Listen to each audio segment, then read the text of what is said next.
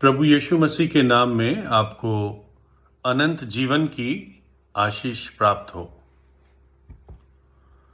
लूका 19:10 Bible में बताता है, क्योंकि मनुष्य का पुत्र खोए हुओं को ढूंढने और उनका उद्धार करने आया है। क्योंकि प्रभु यीशु मसीह खोए हुओं को ढूंढने और उनका उद्धार करने आया है। एक कहानी बताई जाती है विश्वासियों के समाज में कि एक बाप और बेटी एक किसी गांव में रहते थे, है ना। माँ का जिक्र इस कहानी में नहीं है, इससे ऐसा लगता है कि माँ मर गई थी। और ये जो पिता था ये एक चरवाहा था और उसकी काफ़ी सारी भेड़ें थी। उसका काम धाम कारोबार भेड़ों के माध्यम से चलता था, भेड़ों के ऊन से, भेड़ों के दूध से वगैरह वगैरह। और जैसे होता भी है कि ये बेटी जो थी अपने पिता के दिल का टुकड़ा थी, या इंग्लिश में कहते हैं द एप्पल ऑफ हिज आई, है ना। उसकी आंख की पुतली के समान थी, है ना। अपनी बेटी से बहुत प्यार करता था। और बेटी भी बाप के साथ, जब बाप भेड़ों को भेजता था, भेड़ों को बुलाता था, तो बेटी साथ रहती थी। और सबसे जो सुंदर बात बेटी को लगती थी, सबसे थ्रिलिंग बात, वो हर शाम को जब उसका पिता भेड़ों को बुलाता था, जो भेड़ों को कॉल देता था, आवाज देता था और भेड़ें दौड़ कर आती थी, इसको देखकर वो बेटी बहुत खुश होती थी। मैंने खुद इस बात को एक वीडियो में देखा है कि एक छोटा चरवाहा लड़का है और उसके पास कोई बुजुर्ग गेस्ट आता है, और वो जो गेस्ट था, वो मेहमान था, वो भेड़ों को आवाज देता है और भेड़ कुछ सुनती भी नहीं है उसका, अपना खाती जाती है घास। लेकिन जो चरवाहा छोटा लड़का, करीब 11-12 साल का लड़का था, वो जब भेड़ों को पुकारता है तो भेड़े अपना काम छोड़कर, खाना छोड़कर उस अपने चरवाहे के पास लौट कर आ जाती है। इस पिताजी का भी एक स्पेसिफिक बड़ा तरीका था भेड़ों को बुलाने का, है ना।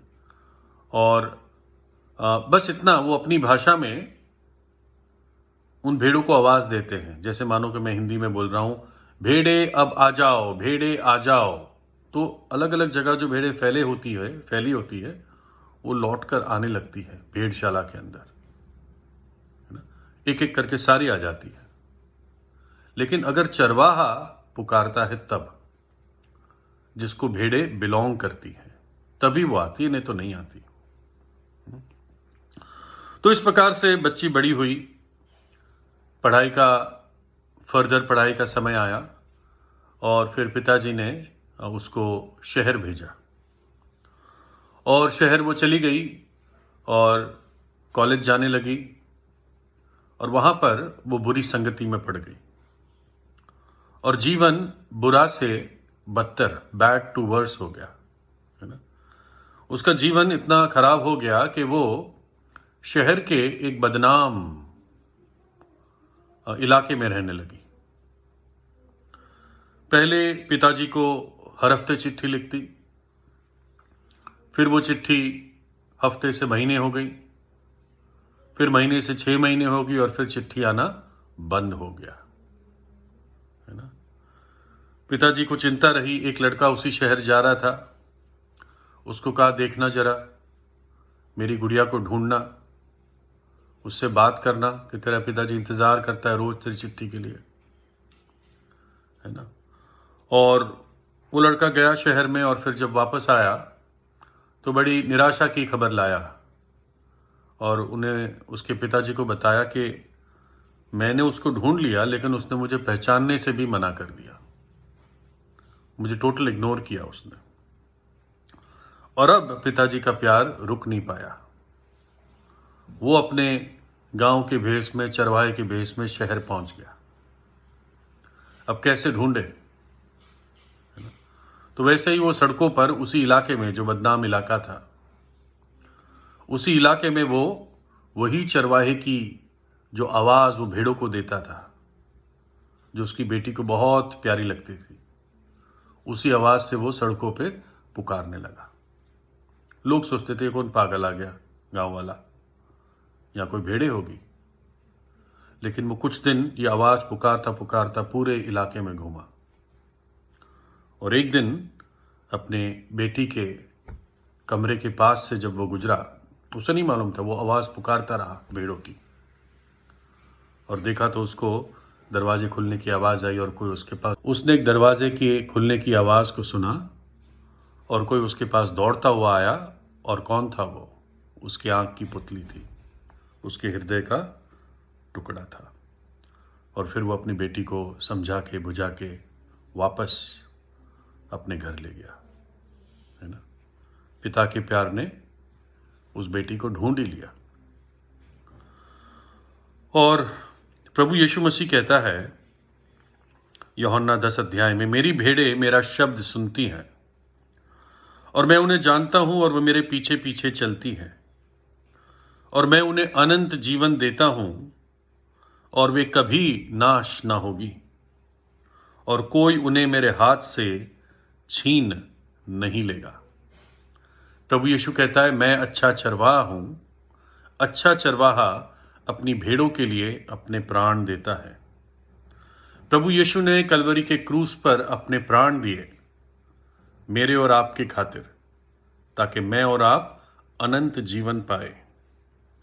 अगर प्रभु यीशु पर आप विश्वास करेंगे और अपना जीवन, अपनी आत्मा, प्राण दे विश्वास से उसके हाथ में सौंपेंगे, तो आप उसके हाथ में सुरक्षित है ना। कोई चीज आपको उसके हाथ से छीन नहीं सकती, कोई व्यक्ति आपको उसके हाथ से छीन नहीं सकता, है ना? वो सच्चा चरवाहा है। उसकी आवाज को आज सुने। मत्ती 11 में वो कहता है, हे परिश्रम करने वालों और बोझ से दबे लोगों, मेरे पास आओ, मैं तुम्हें विश्राम दूंगा। मेरा जुआ अपने ऊपर उठा लो और मुझसे सीखो, क्योंकि मैं नम्र और मन में दीन हूं, और तुम अपने मन में विश्राम पाओगे, क्योंकि मेरा जुआ सहज और मेरा बोझ हल्का है। प्रभु यीशु कहता है, हे सब परिश्रम करने वालों और पाप के बोझ से दबे हुए लोग, बुरी आदतों के बोझ से दबे हुए लोग, शराब से, नशे से, घिनौने काम से, टोनों से, इन सारे भयानक चीजों के पापों से दबे हुए लोग, मेरे पास आओ, मैं तुम्हें विश्राम दूंगा। मैं तुम्हें तुम्हारे पापों से आजाद करूंगा। मैंने तुम्हारे लिए अपने प्राण दिए, मैं तीसरे दिन जी उठा, मैं जयवंत हूं, युगानुयुग जीवित हूं। मैं तेरे जीवन का चरवाहा बन सकता हूं, अगर तू मेरी भेड़ बन जाता है या बन जाती है। प्रभु यीशु से प्रार्थना कीजिए। प्रभु आपको आशीष दे।